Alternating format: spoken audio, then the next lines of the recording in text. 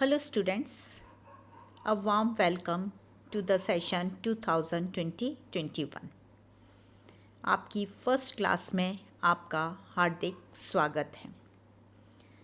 जैसा कि आपको मालूम है कि हमारे फर्स्ट ईयर में जो 3 सब्जेक्ट्स हैं, बिजनेस एडमिनिस्ट्रेशन, अकाउंटेंसी और बिजनेस फाइनेंस, हर सब्जेक्ट में आपके 2 पेपर्स हैं और 2 पेपर्स जो हैं आपके कंपलसरी पेपर्स हैं, जिनमें से एक पेपर है आपका एनवायरनमेंट और सेकंड पेपर है आपका इंग्लिश।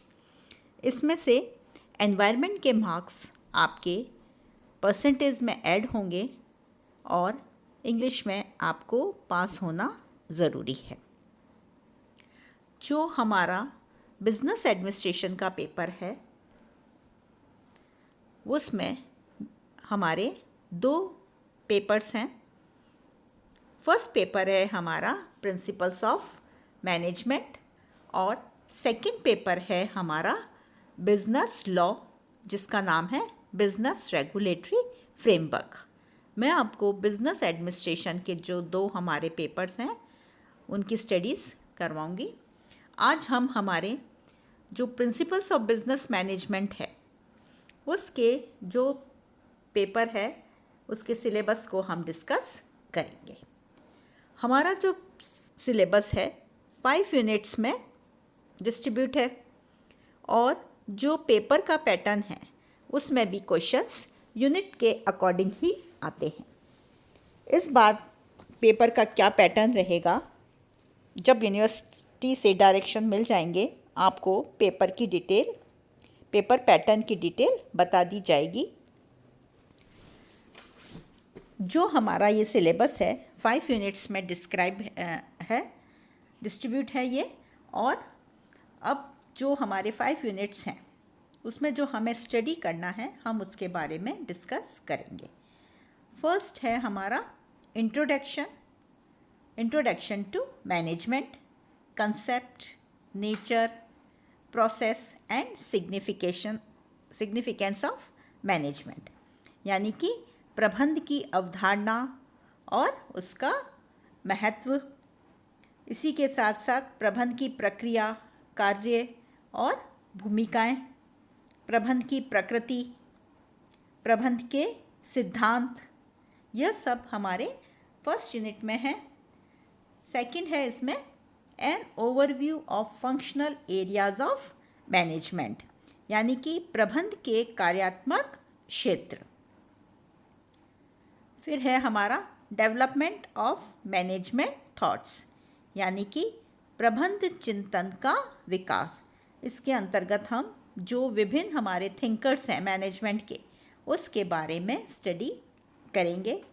और लास्ट में है हमारा functions of management and coordination, यानी कि मैनेजमेंट के फंक्शंस, प्रबंध के कार्यात्मक क्षेत्र और कोऑर्डिनेशन, समन्वय, जिसको कि हम फर्स्ट यूनिट के अंतर्गत स्टडी करेंगे। यानी कि हमारी इस यूनिट में प्रबंध क्या है, प्रबंध का महत्व, उसकी प्रक्रिया, प्रबंध की प्रकृति, सिद्धांत और प्रबंध के कार्यात्मक क्षेत्र के साथ साथ जो हमारे मैनेजमेंट थॉट्स हैं उसके बारे में हम डिटेल स्टडी हमारी फर्स्ट यूनिट में करेंगे। सेकेंड यूनिट है हमारा प्लानिंग में हम पढ़ेंगे कंसेप्ट, प्रोसेस एंड टाइप्स, यानी कि जो हमारी ये प्लानिंग की जो यूनिट है उसमें हम नियोजन की अवधारणा के बारे में हम इस यूनिट में पढ़ेंगे, जिसमें हम नियोजन की जो कंसेप्ट्स हैं, उसकी प्रक्रिया है, नियोजन के प्रकार, ये सब हम अपने सेकेंड यूनिट में पढ़ेंगे।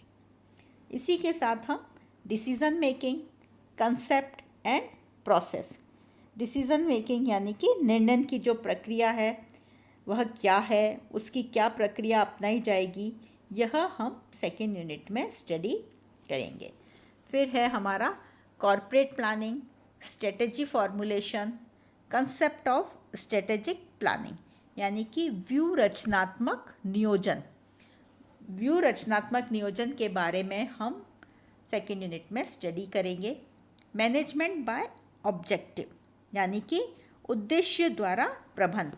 उद्देश्य द्वारा प्रबंध में हम जो सारी स्टडी करेंगे उसमें कि जो हमारे MBO है, उद्देश्य द्वारा प्रबंध, उसमें हम उसके नेचर के बारे में, उसके जो प्रक्रिया है वह, ये सब हम सेकेंड यूनिट में स्टडी करेंगे और ये सेकेंड यूनिट का एक बहुत ही इम्पॉर्टेंट टॉपिक है। उसके बाद में है हमारा एनवायरमेंटल एनालिसिस एंड डायग्नोस यानी कि वातावरण का जो प्रभाव है उसके बारे में भी हम सेकेंड यूनिट में स्टडी करेंगे। आप इनमें से अधिकांश टॉपिक अपने 12th में भी पढ़कर आए हैं, लेकिन कुछ टॉपिक्स इसमें ज़रूर नए हैं।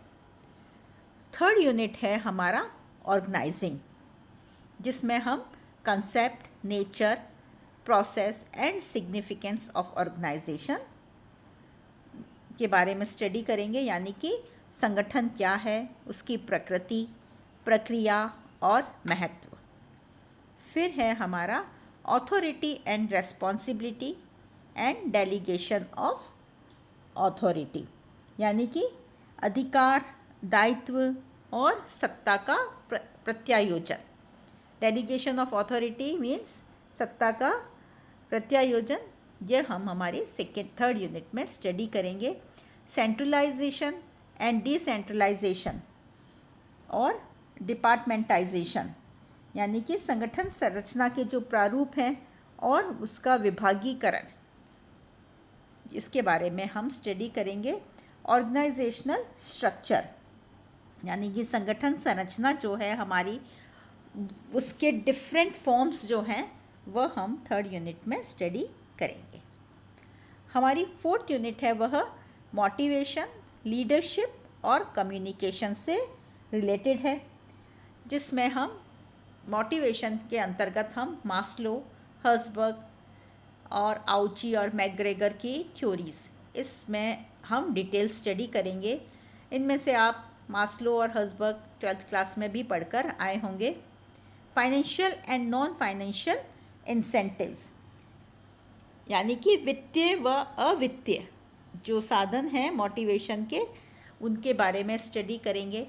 फिर leadership concept and leadership styles, leadership theories, leadership की जो डिफरेंट थ्योरीज़ हैं और जो तरीके हैं लीडरशिप के, उसकी भी डिटेल स्टडी हम अपने फोर्थ यूनिट में करेंगे। फिर है हमारा communication, nature, process and barriers in effective communication.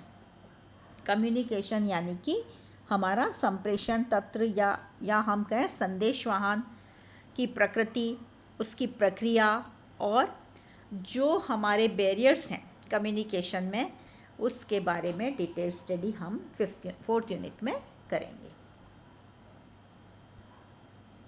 Fifth unit में हम managerial control, concept and process यानी कि नियंत्रण, इसी के साथ साथ different techniques of control, traditional and modern techniques जो है हमारी नियंत्रण करने की, जो पुरानी और जो वर्तमान में जो नई टेक्निक्स हैं उनके बारे में हम स्टडी करेंगे।